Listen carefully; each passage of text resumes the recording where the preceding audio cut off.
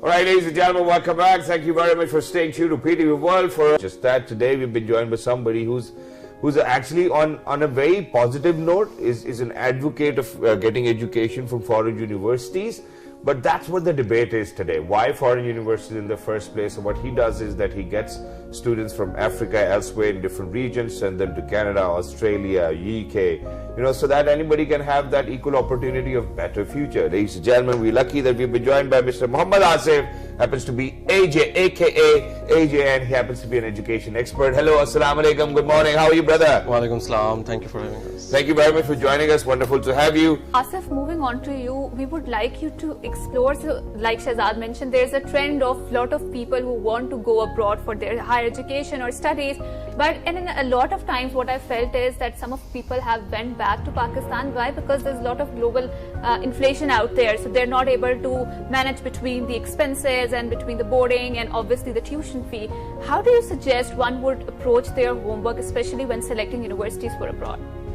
There are actually two things. One of the major part, I think so, is that before making any decision, there is an important thing is that the course you're choosing. A lot of students have seen that their parents are giving them suggestions that be a doctor, be an engineer, but technically the student wants to study something like music, something like in business, or maybe in something related to artificial intelligence. Degree, that's exactly. So this is the first part where the student is lacking their self-confidence. True. And then when imagine they reach to the university. They start studying, but their main focus is that still the dream is towards the bahar jana, exactly. Lekin wo wahan pe jo courses, the main thing is the courses which they are taking is different. In like UK, US, Australia, the main thing is that you have diversity in courses. That if you're studying engineering, you can simultaneously you can take music classes, you can take business classes, arts, so you can carry forward with the two major like the paths. In connection to that, let's move back to Asif over here. So Asif, how do we decide? Would you recommend for children out there who are actually watching us today that it is going to be very fruitful for them to go and study abroad? Because what I've seen is that I've been to UK myself, and I've met my friends over there who actually went to study, and people over here back home even think that they're studying at a great university where it's just a 2-bedroom house and they've named it a university, and they do not even go to attend, work on odd jobs, and then towards the end of 4 or 5 years they do not even have a permanent residence, no degree, coming back home to Pakistan, and then that's the time when their parents really take a go on them. That hey, you know what, you wasted all our energy and money. So how would you recommend that parents keep a check on students too as well, and how do we kind of qualify for all of those other universities who actually kind of promise us future prospects? This is a very good question actually. Yeah. Before making any decision, before selecting a university, you need to do a lot of research. I've seen in like past 4 or 5 days that people who are buying land in Pakistan, they're doing actually a lot of research. So when you're investing a huge amount of money on your land, because it's going to pay you back. So education is, I think, so much like precious than a land. True. Because it's not only teaching you, it's teaching your generation, the future generation. You can be a good a good son, good husband, good father. So it's about teaching your generations. I would recommend students who are like watching us right now that before making any decisions, before going to the consultancies, do your research, do your part. That either this university is going to give me what I am actually looking for. It's not about the permanent residency all the time. It's about your knowledge, because if you have the knowledge, countries will give you permanent residencies. And I must say that I've seen a lot of my friends who are actually graduated from you need to be more capable. Prestigious universities. Yes. They're actually studying, working right now in Pakistan with a good handsome amount of salary.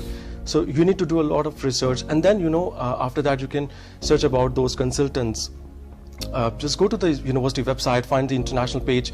You can find the trusted agencies, and further you can proceed over there. So how can people get in touch with you? Because obviously you being over here means that you are a trustable gentleman where people can come and you can definitely counsel them, give them a piece of advice. How can people get in touch with you?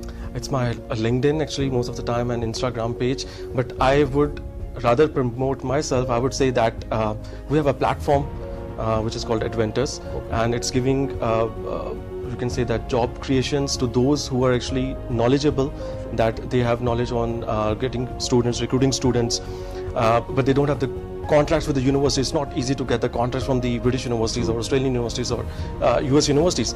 So what they can do is like they can be a part of the Adventist group.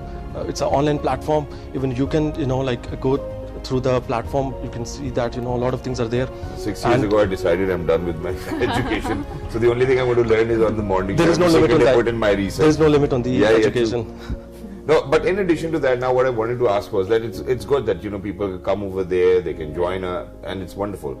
But I've seen in multiple occasions what happens is that these universities, which are not big universities, I mean it's just a business. Towards the end of the day, it's a business model. What they do is that they find business representatives in different countries. So one of my friend happens to be a business rep for a university which is based in England, and what he does is that he gets this target of inducting 50 or 100 students almost every year.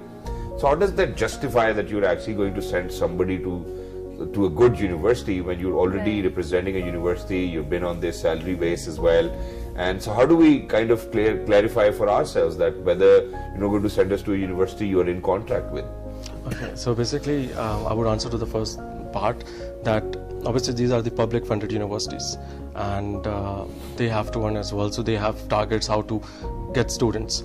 I must say that after the COVID, universities are like they have enough of the students, they don't need the education consultants anymore. I would suggest that the universities over there in UK, like you mentioned about some of them. Yeah,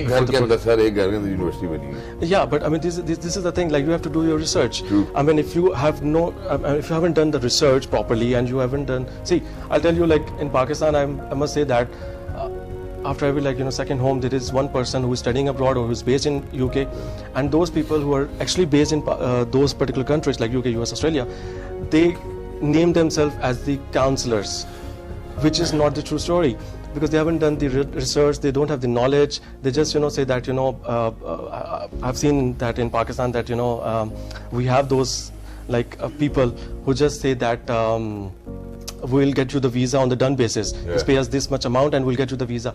Please be careful from those people, because universities will, end of the day, they will pay the commission to the consultancies. True. So it's better just. And very quickly, one more thing, just for the audiences who are out there as well, because this is something which I've realized that any individual can do over here in Pakistan. So obviously my younger brother was studying at Oxford University. Wonderful. Now my cousin is studying at Oxford University, but it's all online.